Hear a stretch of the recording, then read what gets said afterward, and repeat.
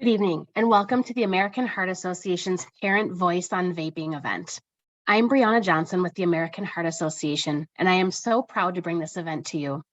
I have a child in middle school, and like many of you, I'm watching this as a personal issue, watching her and her friends grow up and face new choices and challenges, so this means a lot to me. I would like to begin by thanking those who made this possible, our local Go Red for Women sponsor, St. Luke's, and I'd also like to thank both St. Luke's and ISD 709 for providing our speakers today. Did you know that 1 in 3 high schoolers report using tobacco? And that 1 in 5 report that they vape? This is an epidemic among the children in our community. And we are here tonight for a community conversation to dispel some myths, learn some practical tips, and promote honest, calm dialogue with our teens. The mission of the American Heart Association is to be a relentless force for a world of longer, healthier lives. And that begins with our youth. So thank you for being here tonight for them. This is also being recorded. There are a lot of people who weren't able to log in tonight to watch our live program, but we will be emailing a link out later so that a lot of other folks can watch the recording of this. And that will go out to all of our registered attendees. So if you feel that this was information that's helpful and you want to share this or pass it along to others when you get the link, please feel free to do so. Tonight, we're going to hear from 3 panelists on this issue. Danette Sebo, the principal of Duluth East High School, Dr. Gretchen Karstens, St. Luke's pediatrician, and Laura LaFontaine, ISD 709 health content specialist. Once we've heard from all 3, we'll open up the floor for a live Q&A, and we welcome your input. We encourage you to ask questions in the chat box as we go along tonight, and I'll keep track of those and pose them to our live panelists at the end. Without further ado, let's get started. It is my pleasure to introduce Danette Sebo. Danette is the principal at Duluth East High School. She has worked in public education for over 20 years and has been an administrator since 2011. Previously at Evelyn Gilbert High School.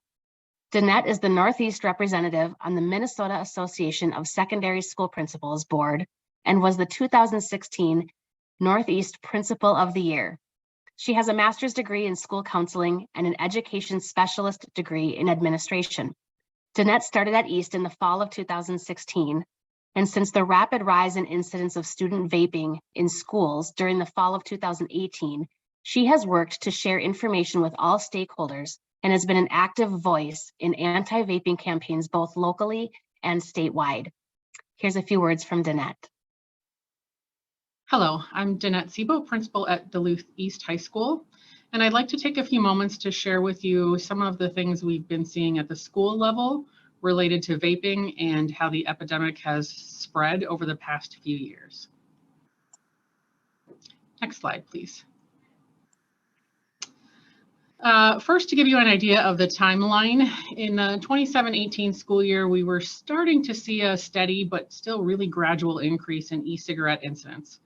Most of the things that we were having reported and confiscating were still very traditional tobacco items, but there was a little uptick in the e-cigarette and liquid nicotine incidents.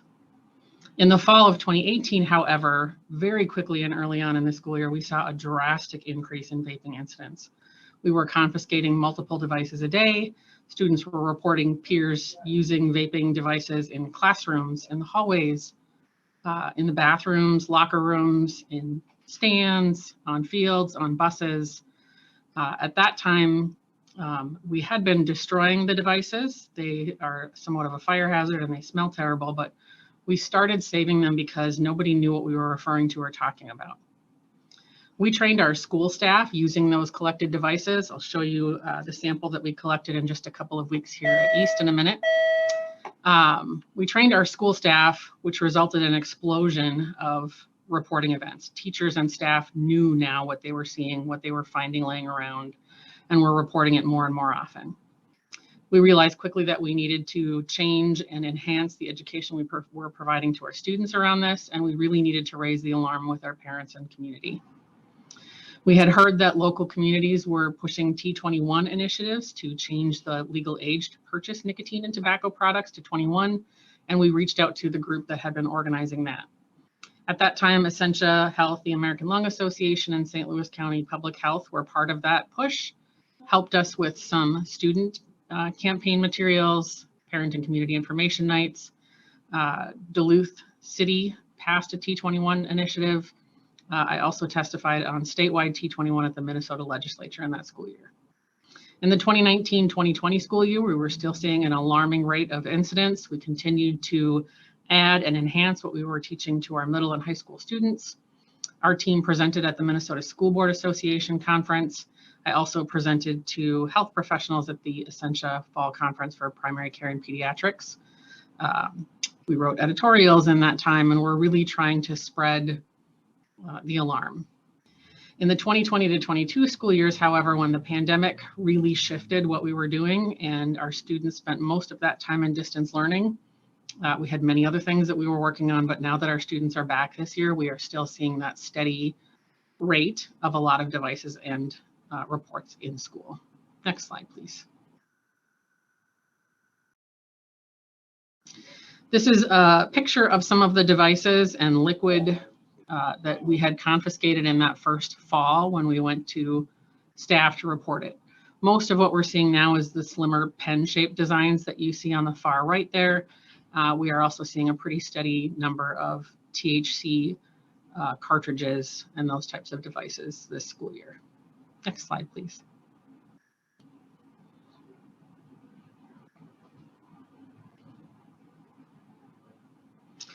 What makes vaping different from traditional nicotine products or marijuana products is that it can be really hard to detect. The vapor dissipates quickly. It has a really interesting smell. It's usually a really sweet or candy-ish smell. Many of the liquids don't have a smell at all now, or the vapor dissipates even quicker or is less vapor. It's not a traditional, there's no one group that's using it more than others. Most of these kids will report that they may never have had or would never smoke a traditional cigarette. They don't always realize they're ingesting nicotine when they vape. The devices and supplies are available for purchase online as long as you provide a birth date that's over the legal age. But there are lots of flavors and flavorless available, and we are really seeing that drastic impact in all student groups and demographics. The other alarming trend is that we see our students with the level of nicotine that's often in these liquids, they are very quickly addicted. One of the other alarming statistics is around who's trying it. Early on, we surveyed our students here at East, and the Minnesota Tobacco Survey was done in that year. And what we found across the board is that there's no typical vaping kid. I think when we think back of we were growing up, who the smokers were, we have in our head a stereotype of that. There is no typical vaping kid. We have students in our honor society. We have student athletes. Across all student groups and demographics, we had students who started vaping at an alarming rate. That Minnesota Tobacco Survey showed that 1 in 4 middle and high school students had tried vaping, or juuling as it was called when the Juul was the popular device. Half of high school seniors in that survey reported having tried it at least once. That survey found that those exposed to advertising around it are considerably more likely to try it. And those who had friends who were using it or had tried it were also more likely to try it themselves. Things that we really want everyone to know is that it is really easy to hide, and they're getting better at it. They're often proud of not getting caught. It's very easy to use it in the back of a classroom when nobody's looking. We have students in schools all over the region and all over the country who report that they're avoiding bathrooms because vaping use is so significant in the bathrooms. It's happening all over, as I mentioned before. There's no typical vaping kid. Every student group is equally as impacted.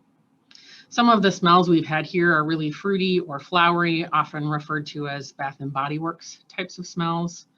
And the other alarming thing is that there's a drastic difference in potency. Initially, when we were confiscating devices, we were seeing as low as 0 nicotine, or the vaping devices had been promoted as a way to quit smoking. And so you could transition down to 0 levels of nicotine. We have seen nicotine levels that are the equivalent of smoking 4 to 6 packs of cigarettes in a day. that concentration can get very high on the liquids.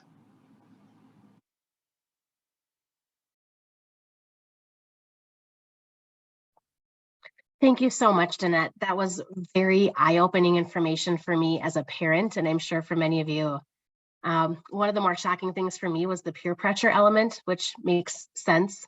And that 53% of teens are more likely to try vaping if 1 or 2 friends are using, and 85% are more likely to try it if they have three or more friends using. That's just huge statistics and very alarming. It's important for us to understand why this is becoming so widespread. Our next speaker is Dr. Gretchen Karstens, a dedicated member of St. Luke's Pediatric Associates for more than 15 years. Dr. Karstens is passionate about addressing and improving issues like vaping that have a large impact on patients' health. She has also been involved in patient and family-centered care with Healthcare Home since 2007. And in 2020, she became the medical director of Wilderness Health, providing clinical leadership and serving as a champion for the implementation of quality improvement initiatives. She is going to help us dispel some of the myths behind vaping and explain the dangers that it poses to our children. I can hear some words from Gretchen.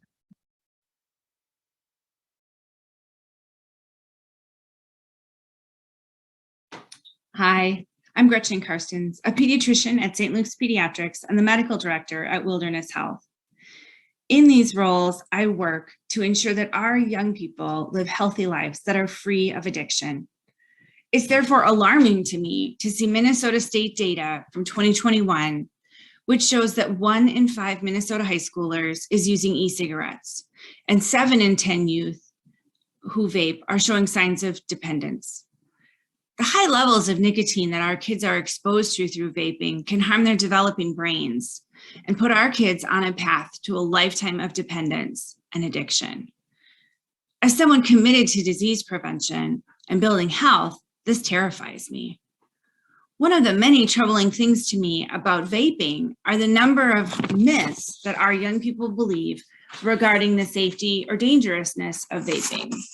For example, while some believe that flavored vapes are harmless water vapor, in fact, according to the American Journal of Public Health, 99% of vape products sold in US convenience stores contain nicotine. Flavored vapes not only contain nicotine, but have chemicals present within their liquids, which can damage the heart, lung, and immune system with or without nicotine. When we look at the decomposition products of vapes' liquid components, things like glycerol, propylene glycol, which are contained in these liquids, these are broken down into things like formaldehyde, acetone, and heavy metal particles, all of which we know are not things we want in a developing mind. Along those lines, it's a common misconception that vaping is less harmful than using other tobacco products, such as cigarettes or chew, but that's not true. Teens may believe that because vapes smell and taste better, they don't stink. And so therefore, it's going to be harder for us as parents and medical professionals to catch the fact that they're using. It's also supposed to be better for you, as I mentioned, and it provides a buzz that they all find attractive.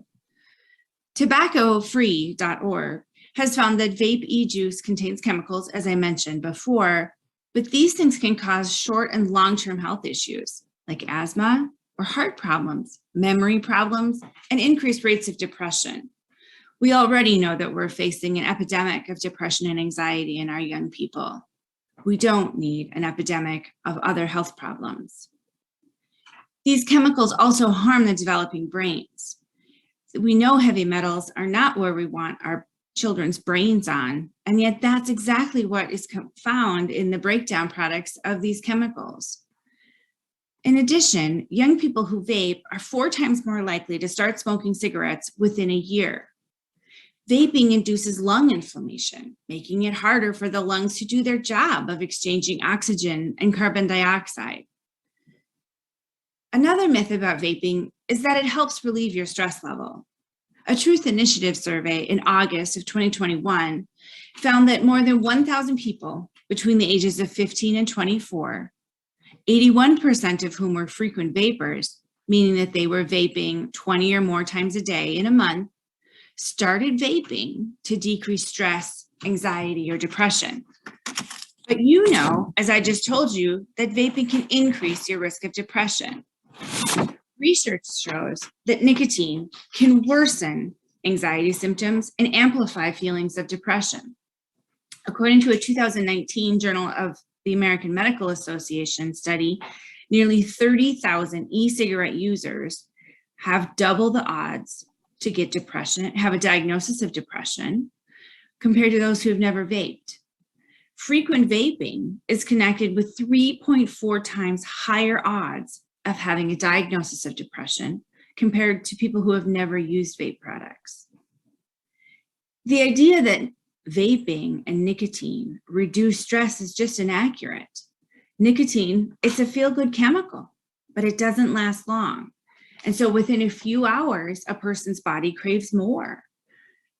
This withdrawal causes cravings to vape more, feelings of irritation or being jumpy, being anxious, and irritable, or depressed.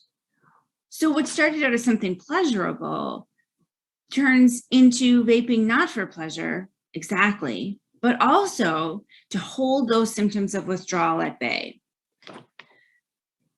You know, it's hard for our kids, we think, to get their hands on vaping products. We know about the Tobacco 21 law that you have to be 21 to buy products containing nicotine.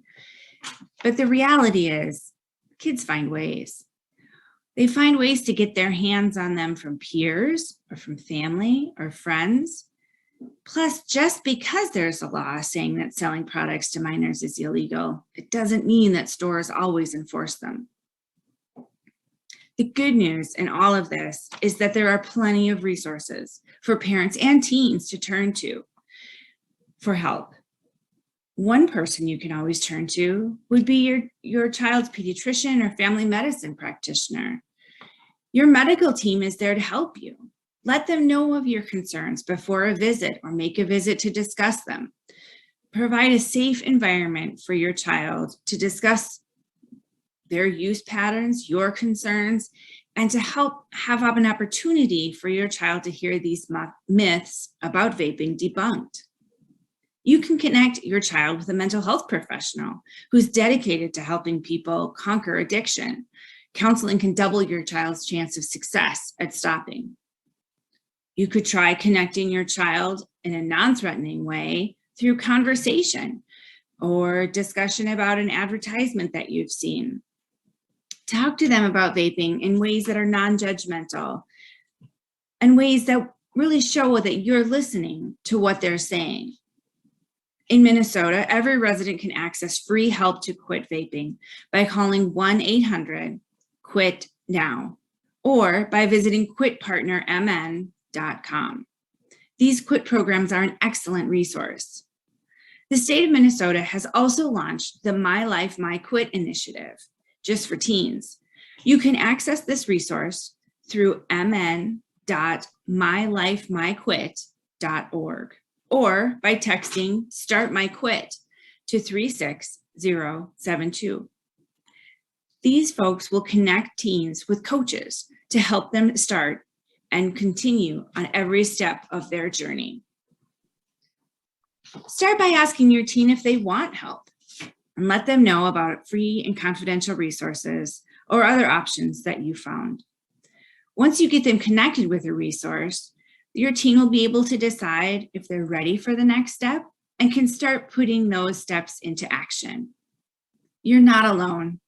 All of us are out here trying to help be the village that raises your kid to be a happy, addiction-free child and grown-up. Whether it's a medical professional, your student school leaders, or other community resources, there is someone you can turn to for help. We look forward to hearing your ideas and helping you as we all work to raise a healthy and addiction-free youth. Thank you.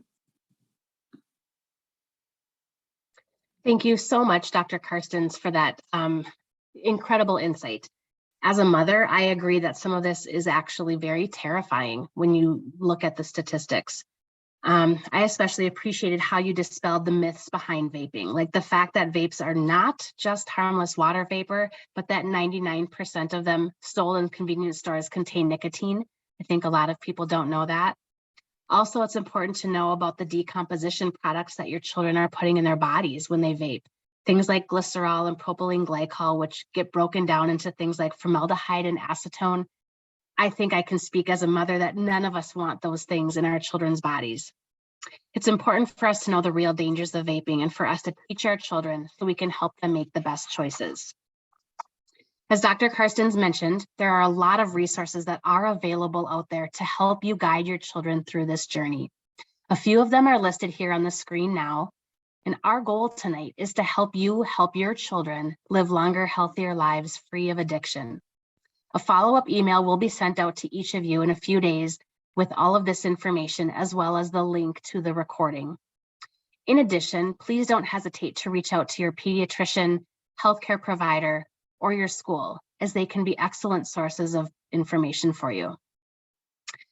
Our final speaker this evening is Laura LaFontaine. Laura is the health content specialist for ISD 709 in Duluth. In her role, she has a lot of frontline contact with students and has some very interesting insights for us. Thank you to the American Heart Association for organizing this evening around the topic of substance use prevention, specifically vaping. My name is Laura LaFontaine, and I've been an educator in the Duluth Public Schools for the past 26 years, spending 10 at the middle level and the last 16 with high school students. I also serve as the district's health content specialist. Full disclaimer, I'm not an expert in anything. I just have years of time talking with kids about substance use prevention. In preparation for this, I utilized information from the best resource available, my students.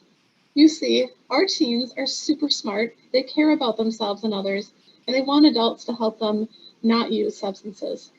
We did classroom discussion, starting with small groups and then back to a larger group. We focused on three main areas. Why do teens vape? What are the known dangers of vaping? And how do we fix this problem? By fix, I mean prevent, stop, and help those using. So as we look at the next slide, the why. Students reported that they wanted to start using because they were feeling stressed. They want to relax. They want to fit in with their peers. If you ask teens, peer pressure works. They much rather be with a group than spend time alone. Socially, they felt like they needed to be able to fit in. Experimentation.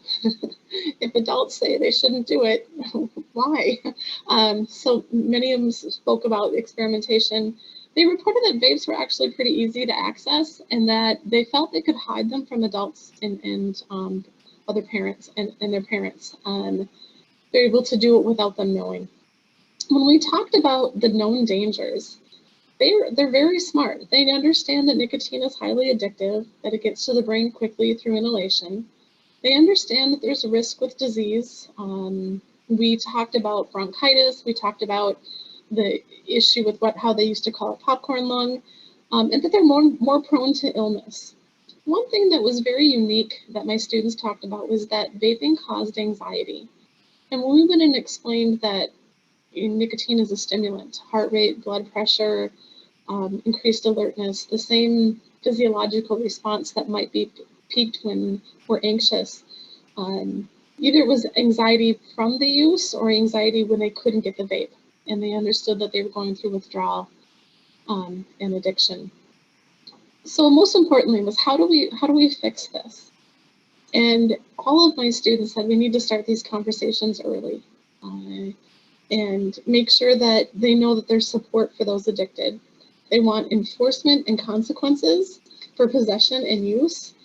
So my students want to educate and influence younger kids to not start vaping. They actually are hoping to start a peer education program where the high school kids make presentations for middle school students and upper elementary, focusing on vaping and positive image and how to keep them from finding the need and also help them with their coping skills to deal with the stress. Thank you so much.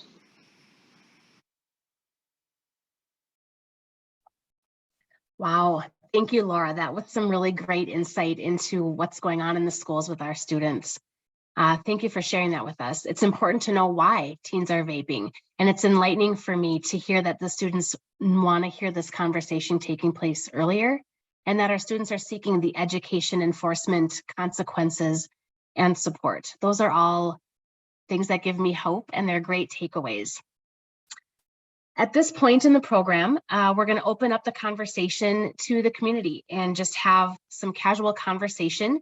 I do have some questions that were asked in advance via email, so I will start with those. But if I encourage you to fill the chat box with your questions, your thoughts, comments, or anything you'd like us to share with our panelists. And we're just going to have some conversation with the community about this important topic for a few moments. One of the questions that was posed to me earlier today was, as Laura had mentioned, students wanted to be talking about this earlier, felt that they should be talking about this earlier. When? How early is too early? A lot of people get nervous about talking to their kids when they're young. I do a lot of work in the elementary schools, and we dance around the topic a little bit. We dabble, but we don't get too deep into it. So at what point should we really be talking to our kids? Is it elementary school, middle school? I think if we wait till high school, is it too late? What are your thoughts? Maybe either Danette or Laura, whoever wants to kind of take that. I honestly believe we can start at upper elementary. They're more mature than previous generations. They can look up stuff on the phone. They have influence. We can give them the tools and the appropriate amount of information at upper elementary, so they're ready to face the challenges of middle school and high school. I agree. I have to agree. We found when this was all blowing up that it was already prevalent in our middle schools. We were finding, in fact, that the devices that were no longer the fad in high schools were being sold to our middle schoolers, and our middle school students were saying that they had been hearing about it from their younger peers too. So, thank you. I think this is a conversation that we have throughout a child's life, whether it's by the time that my children were 5 and 6, they knew that I didn't like to see people smoking, that I thought cigarettes were not a good idea. And so through, whether I had said something about, oh, it's too bad that, your great uncle smokes, that's really been hard on his lungs, or things like that. I mean, these are the beginnings of these conversations. And so those are conversations we have with really little kids, or when they're asking, why is there smoke coming out of that car window? Oh, well, that's what this is. And I don't think that's a great idea, because this is what it does to your health. So I think these, it's not like on their 11th birthday, they blow their birthday candles out and you say, well, have a seat. We're going to talk about vaping. I mean, these are conversations that you have had with your child probably in bits and pieces over time, and not just continues. The recommendation from the Academy of Pediatrics would be that starting between 11 and 12, so kind of that 6th grade physical, pre-middle school, that we're asking about vaping and tobacco use. That's such helpful information. And really that's hitting it right on the head, that both as parents, their physicians, their educators, it's a continual dialogue about just vaping and smoking as a negative thing in general, and as it gets age appropriate. There was a question that was just asked. Ironically, when I was talking to my middle school daughter, she said she doesn't have friends that vape, but their parents do. And a question that was just asked is, how can we help our teens combat vaping when a lot of them have parents who are vaping at home? And so those parents may not have those conversations. So, how do we as a community, as educators, as other adults in their lives, how do we help combat that? I think similar to alcohol use, it's about maturity level, responsible use. We don't want to vilify any parents who are Right. vaping. That's their choice. But just like when and how we educate on the harmful potential effects of smoking, they should and could be hearing about that through the schools and through healthcare providers, and their conversations that we need to have. We have a lot of parents who will have a glass of wine with dinner. It doesn't mean that the student's going to use it.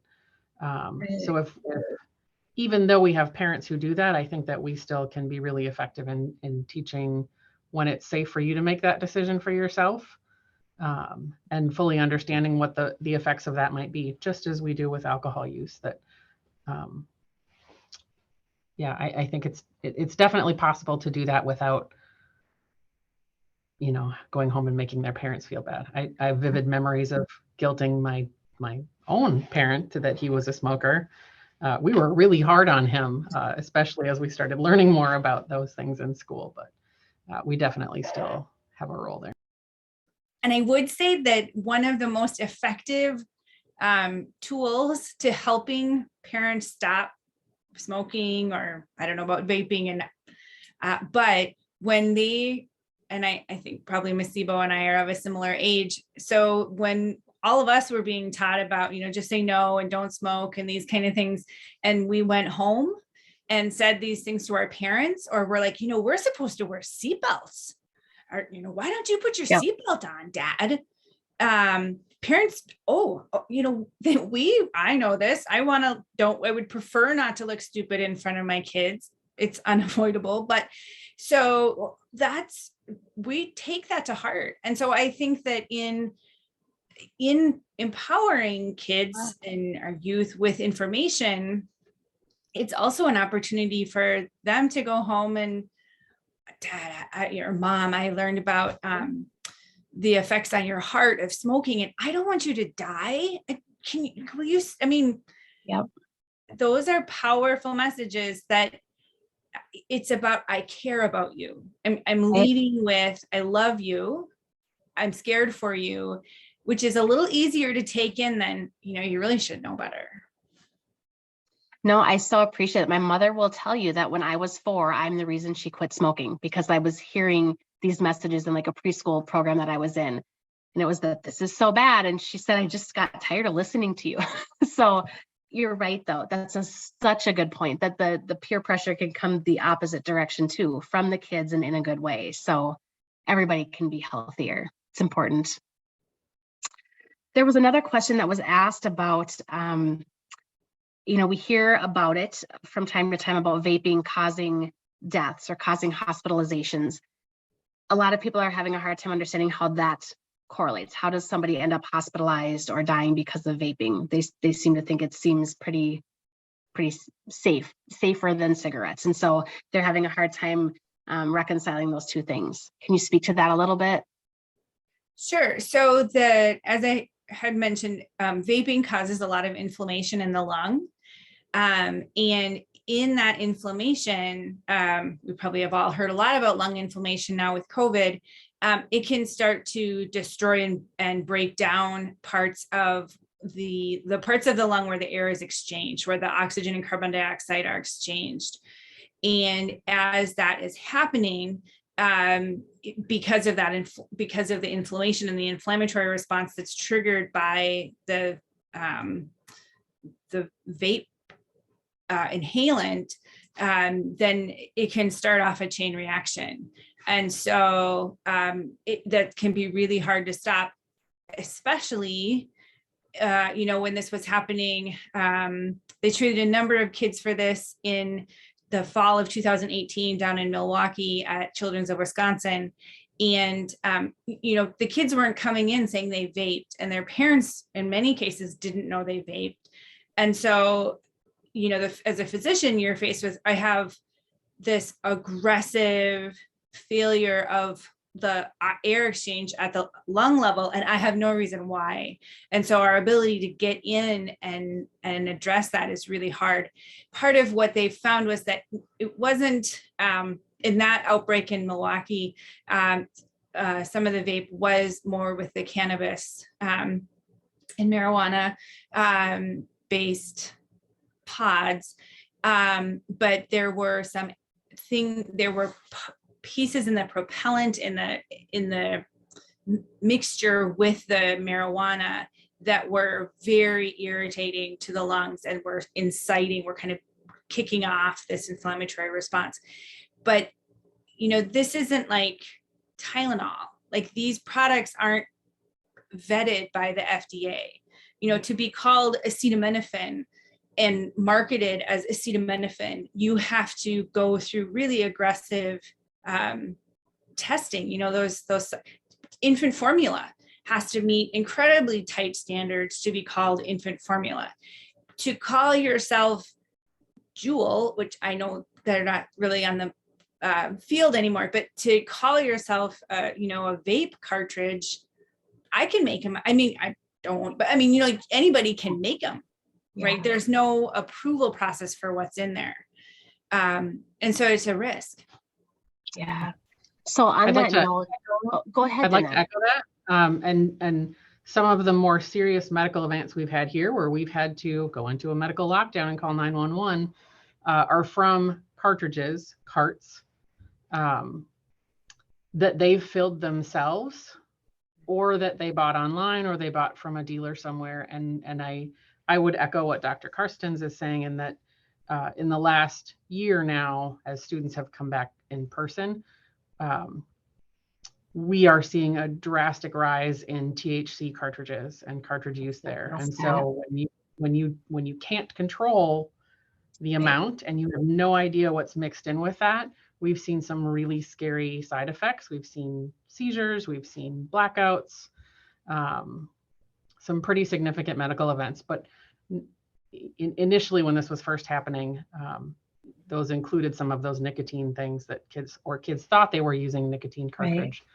But when you're underage and you're getting it from a source that might be questionable, you really don't know what's in it. And so I didn't mention that in my slides, but the scary aspect of that right now for us is the drastic rise in THC related vapes and the effects that we're seeing on students from that. Yeah, no, that was the next question I was going to ask, was about that, just because it's hard to tell too. I mean, that you don't know what's in there as the parents seeing what the kid has, you don't know, and the kid buying it, they don't know. So it's scary.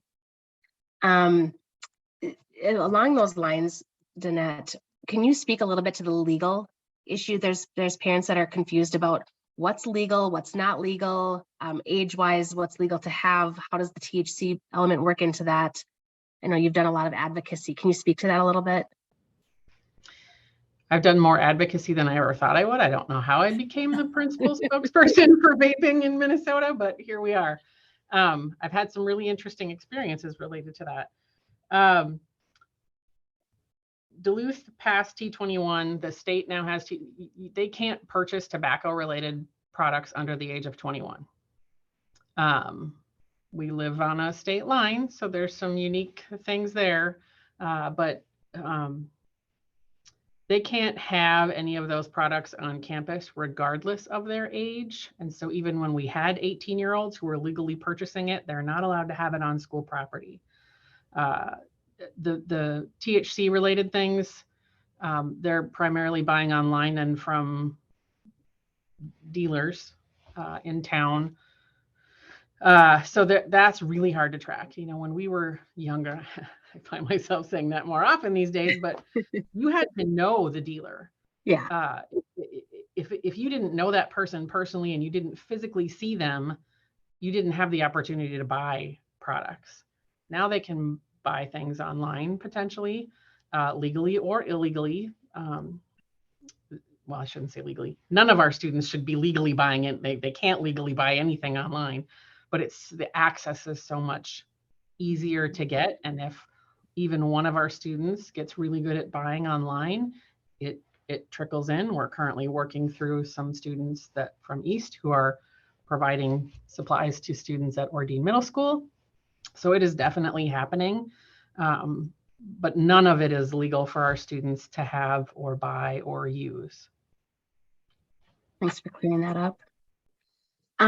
At this point, just in respect of everybody's time, I think we'll kind of stop the questions, just because we could probably talk for hours about this topic.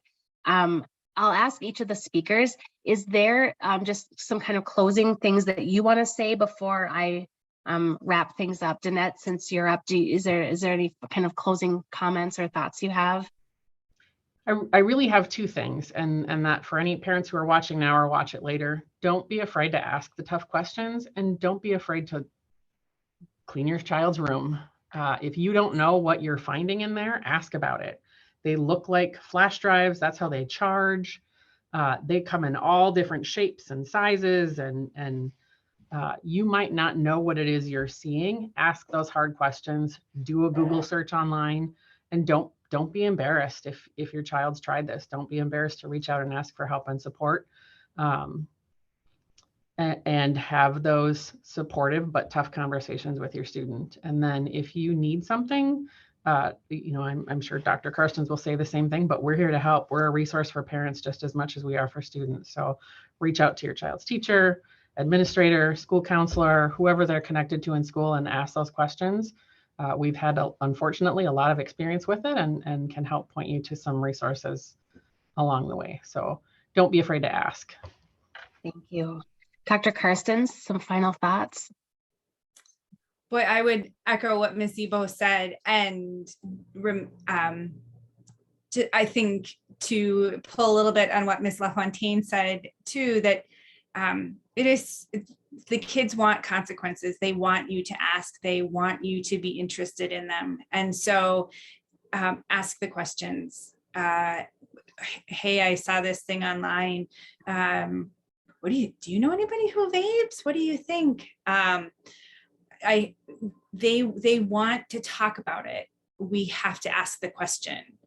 And so exactly as Ms. Sebo said, have the conversations, however it works for you to do it, and be prepared to listen.